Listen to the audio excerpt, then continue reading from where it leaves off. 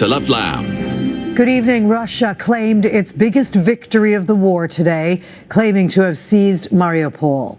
However, despite relentlessly attacking the port city for 56 days, control declared by Vladimir Putin is still not complete. Russian forces posed in front of a burned-out building today, but these celebrations are not far from a steel plant where Ukrainian fighters are making their last stand. While outside the city, satellite images show a site where more than 200 new graves appeared earlier this month.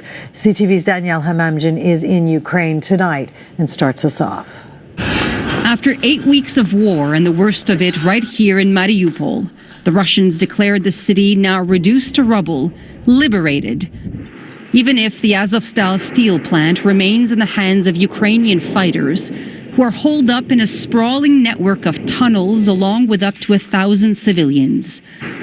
Russian forces were ordered today not to storm it, but to seal it off from the outside world. No need to crawl underground, said Vladimir Putin. Block it off so that even a fly cannot pass through. President Zelensky has offered to swap Russian prisoners of war in exchange for their passage. But in the rest of the city, 120,000 people also remain trapped. A humanitarian corridor that should have seen 6,000 people leave only saw a fraction. They're just erasing the city, said this woman.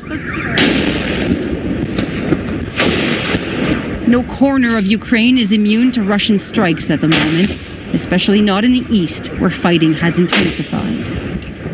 And from the north, where the Russians have recently retreated, 79-year-old Babanila recalls her worst moment of the occupation. They just shot a man who was in his house, she recalls. He'd done nothing wrong.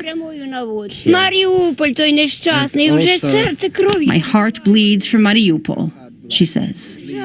Despite repeated ultimatums by Russia to give themselves up, the Ukrainian fighters in Mariupol still refuse to surrender.